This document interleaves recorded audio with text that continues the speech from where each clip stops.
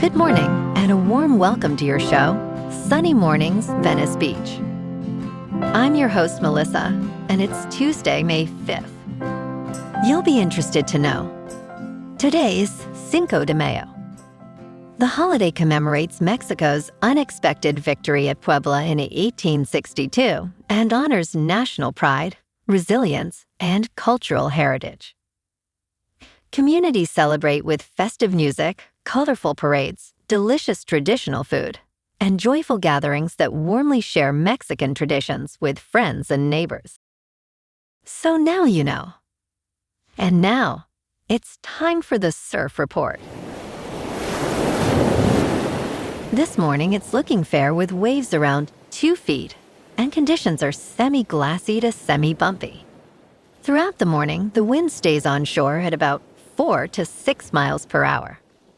By afternoon, expect choppy conditions as the wind picks up to 10 to 15 miles per hour from the west-southwest.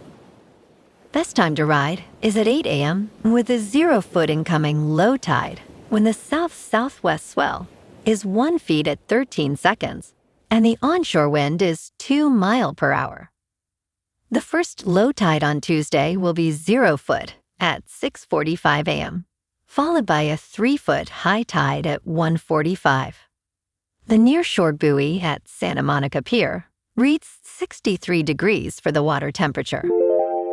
Conditions remain clean with waves around 2 to 3 feet on Wednesday, offering a great start to the period. Thursday sees consistent 2-foot surf with light winds, maintaining fair conditions throughout the day. Friday drops to 1 to 2 feet with choppy conditions in the afternoon, making it the least favorable day for surfing. This morning, it's partly sunny and it feels like 60 degrees with no wind.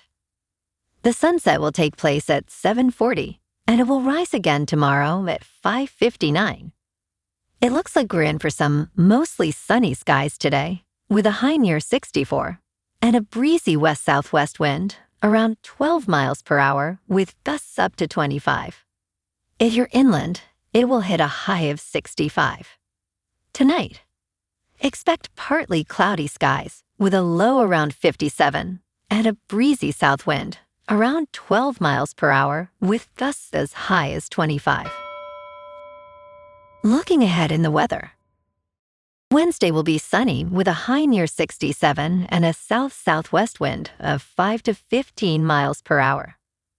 Patchy fog develops overnight into Wednesday night with a low around 57. Then Thursday brings patchy morning fog before settling into mostly sunny skies with a high near 70 and lows near 59 into Friday morning. Bonjour, food enthusiasts. This podcast is brought to you by Versailles Cafe and Pastries in Encinitas. Nestled on El Camino Real South, just north of Encinitas Boulevard, this cafe is a haven for culinary delights. Indulge in their amazing Eggs Benedict or their gluten-free crepes.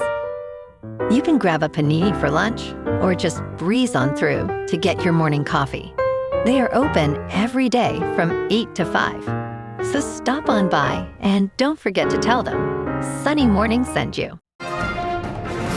In local news, State Farm could face millions of dollars in penalties and a possible temporary suspension of its license in California due to hundreds of alleged law violations related to its handling of claims from the Los Angeles County fires last year. The state's insurance department reported that the company showed a troubling pattern of claims handling practices after the fires. Insurance Commissioner Ricardo Lara stated that the investigation revealed State Farm delayed, underpaid, and overwhelmed policyholders with red tape at a critical time. In response, State Farm spokesperson claimed the insurance department has distorted the narrative regarding the company's actions during the crisis.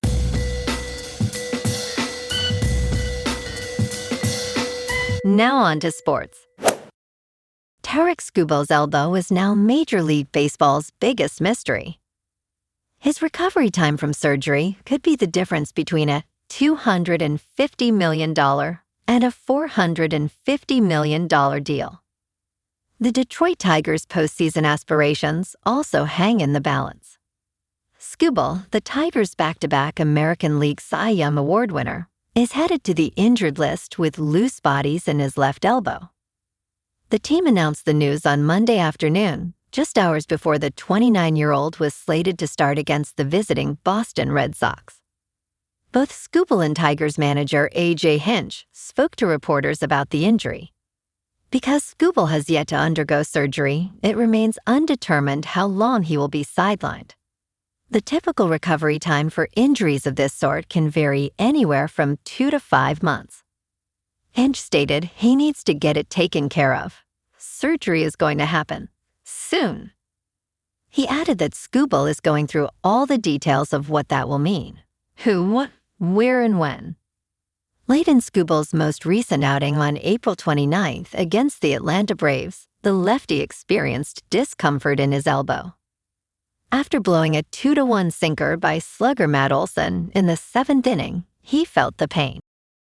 In local sports, the Dodgers stay in Houston tonight for Game 2 against the Astros at 5:10. Shohei Ohtani takes the mound after LA dominated yesterday 8-3, with Yoshinobu Yamamoto delivering 6 sharp innings. The boys in blue are 22-13 and riding momentum. Freddie Freeman and Will Smith both had big nights at the plate. Getting back Mookie Betts would add another dimension to that lineup. The star shortstop faces live pitching Thursday, a major milestone in his comeback from an oblique strain. If that goes well, a rehab assignment could follow soon.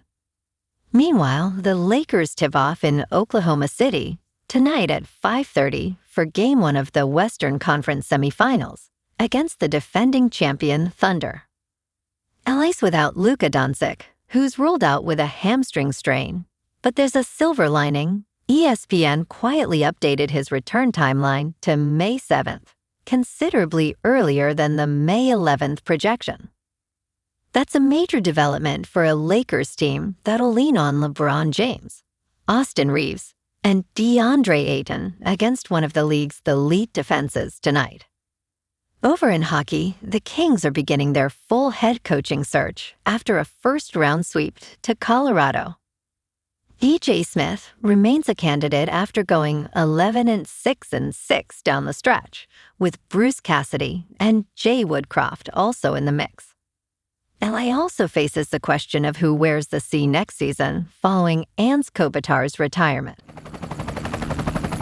In top news, in a high-stakes gamble that fractured the world of professional sports, a lead backed by Saudi Arabia's public investment fund attempted to challenge the Professional Golfers Association Tour's dominance. However, now the public investment fund has announced it will cease funding the circuit at the end of the 2026 season. The league, which aimed to reinvent the game of golf, is currently on life support as its main backer pulls the plug.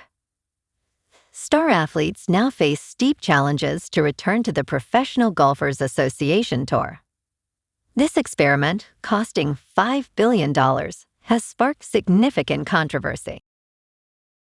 In business news, get ready to work for 60 years as living to 100 becomes the new norm.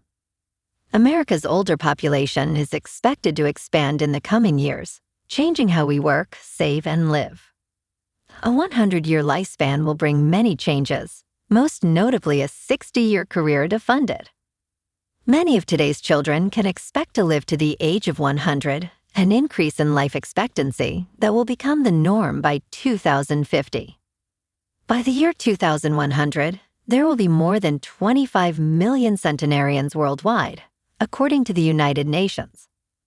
Michael Clinton, author of Longevity Nation, The People, Ideas, and Trends Changing the Second Half of Our Lives, emphasizes the importance of fiscal health.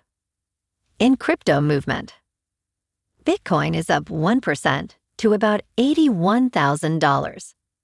Ethereum is up 1% to about $2,000. And XRP is unchanged at $1.40. Moving on to a more local vibe. In our community spotlight on health and wellness, We are working with a national Pilates studio to bring you some free classes, so listen up. Check out Club Pilates, with several locations in the San Diego area. Pilates presents a comprehensive wellness approach, cultivating strength, reducing tension, and elevating mental well-being. Scientific research affirms its benefits. So now you can check out Club Pilates for a free class, with locations in Encinitas, Solana Beach, Oceanside, La Jolla, and more. Just be sure to tell them Sunny Morning sent you by. And now, back to the show. Let's talk science. The process of relocating people from New Orleans should start immediately, as the city has reached a point of no return. A new study warns that it could be surrounded by the ocean within decades due to the climate crisis. Ongoing sea level rise, coupled with rampant erosion of wetlands in southern Louisiana, will engulf the area within a few generations. The study estimates that the city may well be surrounded by the Gulf of Mexico before the end of this century. Southern Louisiana faces 3 to 7 meters of sea level rise, driven by global heating and strengthening hurricanes.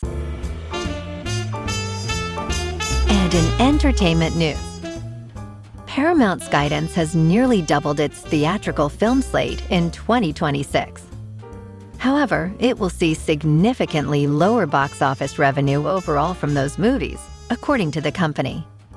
David Ellison, Paramount's Guidance's chairman and chief executive officer, stated the company is firmly committed to releasing 30 films theatrically per year once it merges with Warner Bros. Discovery.